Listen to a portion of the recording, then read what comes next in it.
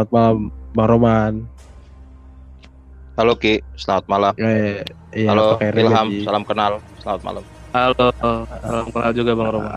Halo Bang Roman, apa kabar Ji? Wih, apa kabar? Lo mau Ada. jadi ini sama orang Makassar itu di bawah aja dia, nggak mau naik. Iya, iya. Eh, doain. Semoga Amin, kita jadi amin. satu sepuh. Amin. Hmm. Nih Bang Roman, tadi kan teman-teman kita udah pada cerita nih Bang Roman. Eh, lu sendiri ada nggak sih Bang? Atau lu sendiri percaya nggak sih tentang hal-hal ginian Bang Roman? Gue percaya kayak begitu ya. Ada kayak gitu. Dan, Ya, tapi dan lu punya ya cerita? udahlah. Nah ya gue punya cerita nih. Boleh Kebetulan kalau karena cerita pengalaman nih kan. Kan baru-baru gue kemarin balik nih, ya kan? Dari Toraja sekitar 3 bulan lah ya. Karena ada acara adat yang harus gue laluin di sono. Oke. Kebetulan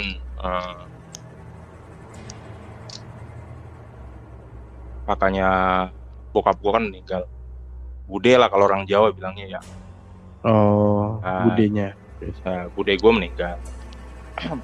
Itu di tanah adat bokap gue gitu loh. Nah di tanah adat bokap gue itu Ki, ya di Toraja ini termasuk salah satu yang bisa dibilang paling angker. Nah, kenapa begitu? Di kampung Toraja lu ya, itu Bang? di kampung gue, di dusun gue tepat. Oke. Jadi Toraja itu kan ada beberapa kecamatan dan desa, terus ada dusunnya lagi. Nah di dusunnya yang bokap gue ini, tanah adatnya ini termasuk yang paling angker bisa dibilang. Banyak sih cerita-cerita yang wah gue dapat dari ini itu. Cuma gue sendiri dapat pengalaman waktu itu di situ. Memang setiap orang yang baru datang di situ emang digangguin. Dan gue pertama kali datang ke situ gitu loh. Jadi waktu tahun terakhir itu gue 2008 balik, itu kan gue ke tanah adatnya nyokap gue terus kan.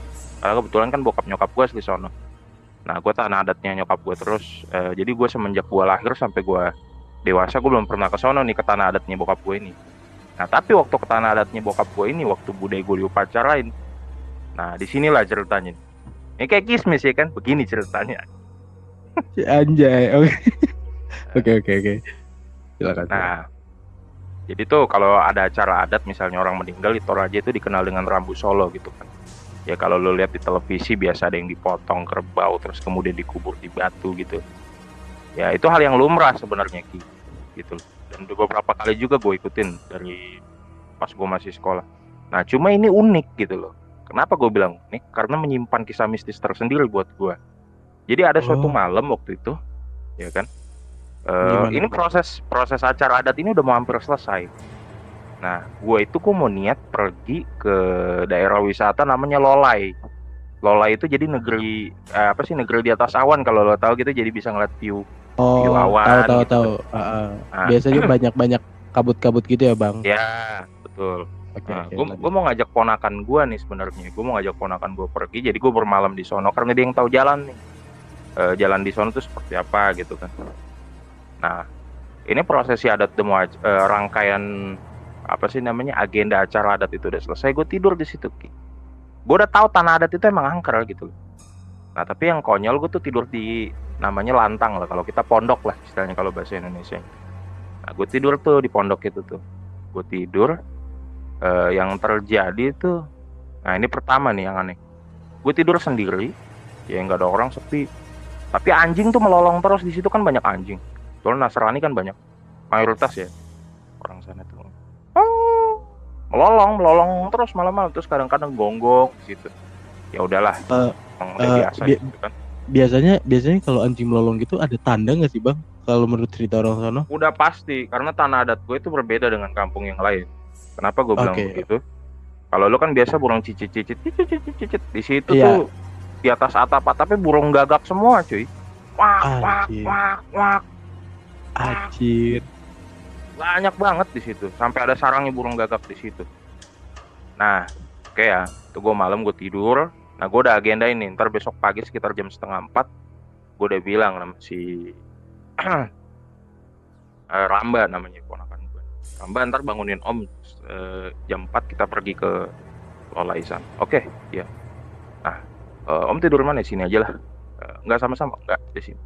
Nah, gue tidur tuh Ki. Itu bunyi Ki, itunya yang gue tidur tuh. Jadi dipasang papan-papan itu, tau gak lo, bunyi krak gitu. Kayak orang jalan. Tak gitu. Nah, gue bangun, siapa nih gue bilang? Gue lihat ke kanan gue, gak ada orang ya kan. Gue tidur lagi kan, bodo amat lah gue. Bunyi lagi Ki, tak tak tak tak tak, dan gak lazim. Bunyinya Gak kayak orang lazimnya lari. kenapa? Gak Oh, lari. oke. Cok, sampai goyang badan gue tuh, itunya. Gue tidur tuh goyang di situ. Tak tak tak tak tak. Wah, gue bangun lagi nggak ada. Terus gue tidur lagi.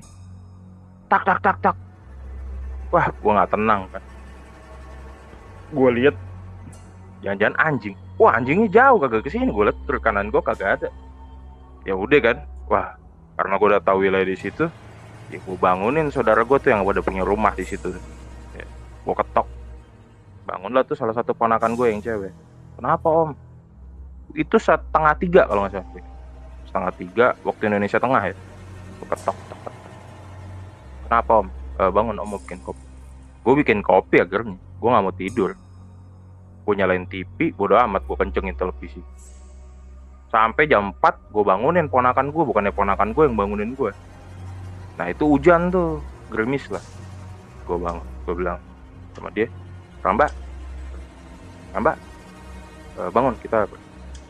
Sekarang om, loh, saya kira om masih tidur. Enggak, udah bangun. Berangkat lah gue. Nah dalam perjalanan itu gue kelola itu kan, ke atas itu kan, gelap-gelap tuh banyak kabut apa. Gue cerita nih di jalan. Semalam tuh, om tuh gangguin tuh sama, ya biasalah orang di situ kan. Sama ininya ya, penunggu di situ.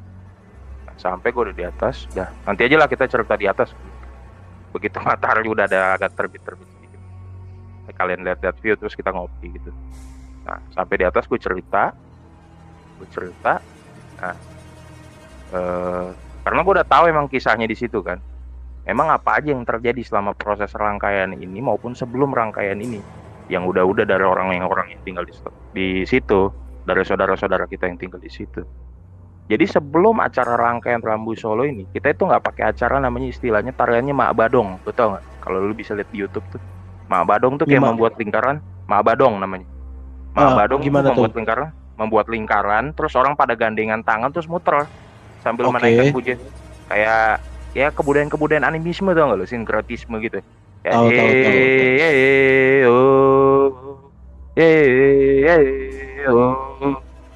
Nah itu sebelum dimulai upacara adat itu ya, ini keponakan gue dengar sama anak-anaknya semua nih, yang bude gue ini nih, bude gue kan jadi udah punya cucu nih.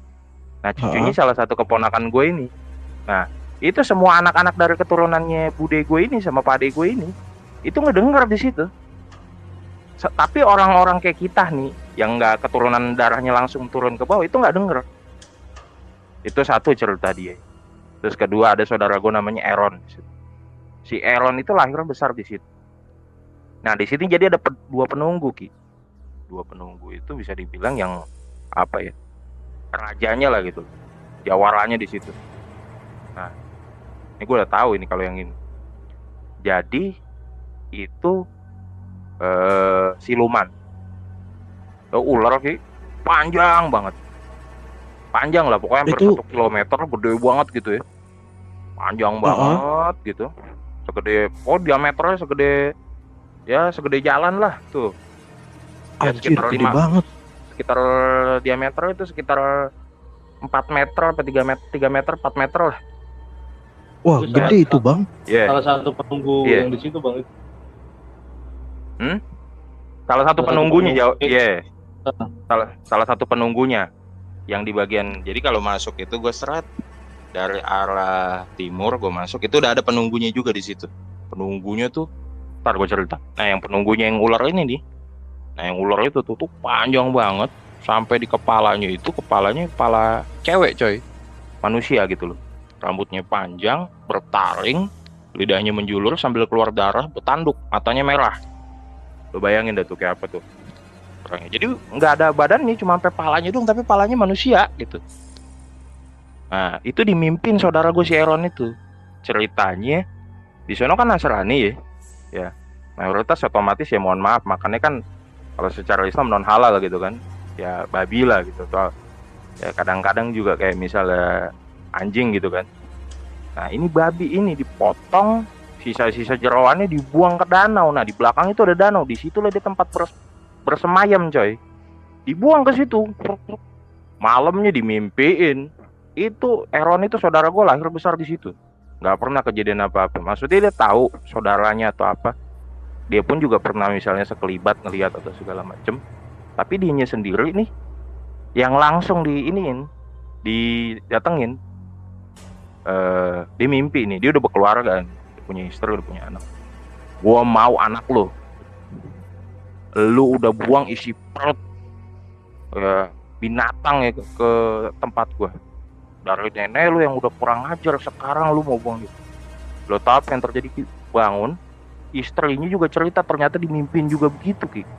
Anjir. Sama juga ceritanya. Sama juga dimimpin begitu. Besok pagi dia berangkat ya. Ini masih ceritanya ponakan gue ya, masih cerita ponakan gue. Itu dia pergi ngemas kontrak di kampung sebelah. Dia nggak mau tinggal lagi di situ. Nggak mau. Padahal itu masih keluarga besar gue di situ. Kagak mau lagi tinggal di situ. Karena udah tahu emang di situ tuh. Halo. Iya bang. Suara gue ada ya? Ada. Udah tuh. Nah udah. Tuh, gue diceritain ya masih ponakan gue ini si Rambain. Iya jadi gitu. Om, wah bener Pak. Dah singkat cerita gue pulang gue. Wah ngeri. Nah bokap gue tinggal di situ kan. Bokap gue karena salah satu pemangku adat di situ ya udah dia ngurusin segala macam prosesi dari pembagian daging terus ke petani apa segala macam dan rangkaian upacara. Ya udahlah. Gue pulang dan gue nggak mau ganggu. Gue anter nih si Ramba ini sampai di tanah adat gue. Gue tanya lagi nih, gue cerita lagi nih ke yang berbeda lagi saudara gue. Semalam gue digangguin nih di sini. Itu kan udah pagi ya, udah terang tuh, udah sekitar jam 9. Gue cerita, tante, semalam aku diimpin begini. Oh iya itu betul tuh. Nah tante gue juga cerita.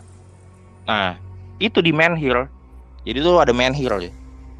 Ya, ini menurut pengakuan orang di situ itu ada menhir. Gue ngelihat menhir itu. Jadi menhir itu kalau misalnya malam bulan purnama, Ki, itu menhirnya naik dari tanahnya itu. Jadi kayak bentuk menhir. Batu, iya pundek menhir. Gitu tau nggak? Tahu. Lu cari aja dah kayak editor aja tuh menhir, editor aja. Itu naik. Oke. Naik malam bulan purnama. Terus ada orang bunyi ini tau nggak lu? Numbuk padi, rame tapi. Dan semua orang kampung itu kenal. Semua orang kampung itu tahu. Tapi nggak ada yang lihat. Nggak ada yang lihat dan orang itu tahu. Pas karena gue lagi musim hujan dan nggak ada bulan purnama di situ, kagak ada sama sekali gue lihat. Tapi semua orang di situ gue tanyain iya betul. Wah gue bilang nggak benar nih. Gue udah bawa baju kan, gue mau nginep di situ. Artinya itu kan dusun ya. Jadi gue punya rumah tuh di daerah kotanya. Ya gue turun lah, gue nggak mau ke sono kali kan. Nah gue pulang, gue cerita ke nyokap gue, ya itulah memang tanah toh dewata gitu. Dewata itu kalau kampung gue artinya setan. Dewata itu para setan dibilang, pak iblis gitu. Tanah toh dewata, udahlah ngapain. Ya gue ngeri aja lah pokoknya. Nah sampai akhirnya gue pulang dari situ siang. Jadi gue aktivitas lainnya gue bantu ibu gue, bantu om gue, keluarga gue. Pulang. Nah malamnya tuh gue nggak tidur, bikin kopi lagi. Gue bikin kopi, ya gue main HP nih di rumah nenek gue ini yang dari ibu gue ini. Gue main dari situ.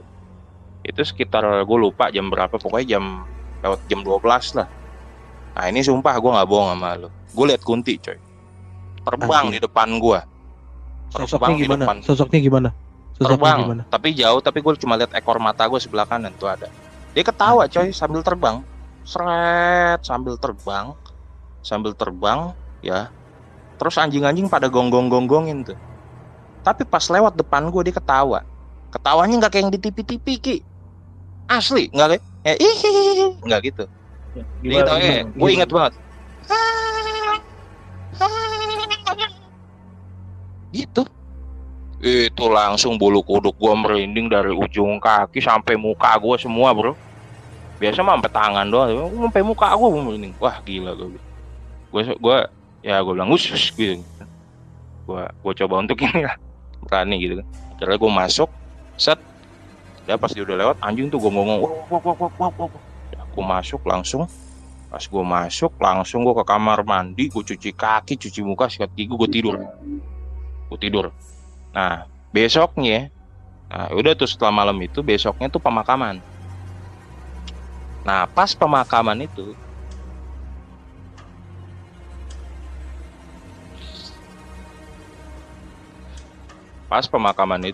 dimakamin lah bude gue nih sama pade gue. Oke. Ya kan? Bude sama pade gue dimakamin. Karena orang Toraja itu kan dimakaminnya lama. Nggak kayak orang-orang umumnya. Misalnya lu ada keluarga yang meninggal, besok harus dimakamin. Nah itu kalau orang Toraja itu bisa dimakamin tuh setahun, 2 tahun, 5 tahun, 10 tahun baru dimakamin. Ya, karena adatnya begitu. Nah ini pesannya daripada bude gue. Dia kalau mau dimakamin, mau sama Pak Ade gue. Kalau lu sempat lihat tuh foto, sempat lihat di media gue yang Twitter itu yang veteran tuh, ada tentara tuh upacara itu. Nah itu di tanah adat gue di situ tuh, yang angker itu. Iya, gue lihat ya. Di situ. Nah udah tuh, dimakamin lah akhirnya tuh, pas lagi acara itu. Nah setelah itu, antar ke pemakaman, pulang nih, hujan coy, gelap banget lah langitnya. Gue ngeliat anak kecil di bawah rumah adat gue itu. Anak kecilnya main lato-lato. Anjing, gue ngapain main lato-lato bocah? Hujan-hujan lagi. Terus dia manggil gue. Sini om. Gue lihat orang kiri kanan kagak ada yang ngeliat. Tapi kenapa gue aja yang ngeliat gitu. Sini om. Dia muter balik ke rumah adat gue tuh. Lu ikutin bang? Gue ikutin. Penasaran gue. Sampai lewat rumahnya si Elon itu gue liatin. Lewat di rumahnya saudara gue si Aaron ini. Gue lewat, seret, turun. Pas gue lihat tuh anak turun tapi kayak jalan miring gitu. Lo tau apa yang gue liat pas jalan miring itu turun? Jurang coy. Ngetot. Jurang isinya sawah apa segala macem di bawah. Gue bilang tuh anak kemana? Kaget gue. Anjing. Wah, gue bilang. Terus gue cerita nih. Nah si Aaron ada di situ. Lo nggak usah kaget kalau orang baru emang begitu. Pakai bahasa kampung kan, gue ngomong pakai bahasa kampung di sana. Biasa lah itu. Kalau lo mau tahu tuh juga ada di sono yang orangnya tinggi gede, 5 meter tingginya. Badannya berbulu semua, matanya merah. Oh gue tahu ini. Ini yang bikin bokap gue sakit waktu itu. Gue udah tahu. Udahlah. Skip dari situ, udah selesai pemakaman, terus gue datang ke upacara adat lagi berikutnya di kampung lain. Kampungnya keluarga bokap gue juga tapi sepupu apa gimana. Ya singkat cerita pulang lah, gue udah berapa lama tuh gue pulang sampai ke sini, balik ke rumah gue di sini di Tangerang. Ya kan, udah pulang, gue cerita sama bokap gue. Ya cerita lah tentang keluarga-keluarga di kampung, tentang saudara-saudara, bahkan sampai pengalaman mistis waktu di sana tuh seperti apa nih gue ngalamin yang itu kan. Gue cerita nih, Pak, Roman kena masalah cerita ini gini. Ada ini begini. Nah bokap gue cuma ketawa doang gitu loh. Ya biasa lah. Itu kan papa disembuhin juga sama kiai, bokap gue disembuhin. Kiai Nur Salim orang Tambun Bekasi itu. Disembuhin di situ. Jadi bokap gue pernah diusilin juga waktu itu dari sono. Ya ini yang diceritain sama saudara gue si Aaron itu. Karena kan gue penasaran dari rupa-rupanya bokap lu, bahkan bokap lu aja itu digangguin ya? Bokap gue pernah bukan digangguin, emang diselepet gitu, tau gak lo? Oh, sampai dikirim. Enggak, jadi bokap gue tuh kencing sembarangan di situ cuy. Karena terus disentil. Diselepet, iya diselepet tuh. Kena sampai mengakibatkan kan empedu bokap gue sekarang diambil. 2 empedu bokap gue udah nggak ada di situ empedunya. Jadi bokap gue udah makannya diatur banget tuh. Jadi bokap gue emang udah sakit gitu loh. Nah tambah lagi gangguan seperti itu, cetat. Nah pernah suatu saat tuh bokap gue tuh cerita waktu gue udah pulang di sini, yang pergi ke Kiai Haji Nur Salim itu di Bekasi itu. Beliau ini salah satu Sunan Kudus, keturunan dari Sunan Kudus. Cerita katanya, itu bapak ya di situ tuh digangguin sama yang di situ. Oh bener, bapak tuh kena tuh di situ. Karena beberapa tuh kayak sepupuku juga kena di situ, pernah diliatin langsung penampakannya, ya, dan lain-lain. Nah, Kiai ini termasuk ya ngerti lah istilahnya. Karena beberapa saudara gue yang dulunya neneknya gitu, pak kakeknya dulu bersekutu yang 7 turunan, udah berobat kemana-mana Ki. Ke kiai, ke pendeta, ke pastor, ke biksu atau pandeda mungkin gak ada yang sembuh. Tapi Lintas, bawa kiai, di bawah kiai lintas ini agama sembuh. ya. Udah lintas Lintas. agama Oke. iya. Akhirnya sampai kiai ini sembuh. Nah, gue percaya nih karena kiai ini ngomong gitu lah. Oke. Karena udah banyak keluarga gue juga yang dibantu sama beliau. Nah, singkat cerita, bokap gue cerita dulu. Jadi neneknya nenek gue nih, nyokapnya bokap gue gitu kan, punya bapak gitu loh, buyut gue gitu kan. Nah, buyut gue punya bapak lagi. Nah, dulu karena di sini ceritanya saya agak spooky banget. Dulu apa sih namanya? Bokapnya buyut gue ini berpesan kalau dia meninggal dia nggak mau kerbau yang dipotong. Bukan, dia nggak mau kerbau yang berkaki 4 dipotong. Dia mau kerbau pakai bahasa Toraja ya. Ya intinya sih gue mau kerbau. Ya kena mate nak, damu tunu tuh tedong apa kakinya. Jangan lu potong kerbau yang 4 kakinya. Gue mau yang 2. Setelah ditanya sama ahli tafsir kebudayaan di sana, dia maunya mintanya 2 gitu loh. Mintanya 2. Ditanya lah ini sama buyut gue ini. Sama buyut gue, lo tau mintanya apa? Manusia coy yang diminta. Nah setelah gue pelajari kebudayaan Toraja, memang dulu bukan kerbau yang dipotong. Yang dipotong Apa adalah tuh? manusia. Digorok emang, ditebas begitu, digorok sampai putus. Udah tuh, udah digorok. Nah itu yang kepalanya yang udah digorok korban itu, yang dijadiin korban daripada buyut gue itu dibuang ke salah satu ya tempat kalau lu buang-buang barang-barang apa sih, pemusnahan barang pusaka waktu zaman dulu banget nih sebelum Belanda masuk, dibuang ke situ. Dan di situ tempatnya isinya ular semua coy. Ini kepala perempuan itu dilempar ke situ. Nah dari situlah katanya, itu mungkin dari situ ya. Gue cocok logi aja sih sebenarnya ya entahlah, gue nggak tahu make sense apa gimana, tapi ya banyak kan dari situ. Itu sih kisah pengalaman gue yang dari pas gue pulang ke Toraja kemarin. Oh gue kaget kan. Oh iya. Lu kan kemarin pulang ke Toraja. Gue ada satu pertanyaan nih buat lu. Itu kan ada boneka yang nari gitu ya? Boneka? Nggak ada cuy. Iya. Itu loh yang cowok cewek pakai apa? Pakai kayu gitu, boneka pakai kayu. Boneka pakai kayu. Ada gini, iya ada boneka, tapi di makam-makamnya itu ada di. Iya gitu-gitu. Katanya bisa gerak-gerak sendiri, Bang. Oh bisa. Kadang-kadang itu bisa. Biasanya itu ngasih petunjuk sesuatu. Ntar kalau sama yang kuncennya disuruh nih, neneknya minta sesuatu nih, ada sesuatu yang menjanggal, entah anak cucunya misalnya berantem ngerebutin warisan atau apa gitu. Biasanya kalau yang udah keturunannya itu ada dikasih petunjuk nih, nggak boleh apa gitu. Ntar dipanggil nih orang pintar di sono jadi mediator, kenapa maksudnya supaya kayak begini-gini ya diarahin lah. Intinya sih gitu sih coy. Dan rata-rata tanah adat di sana yang pernah dulu neneknya motong kepala manusia itu, ya itu pasti angker kalau di Toraja sana.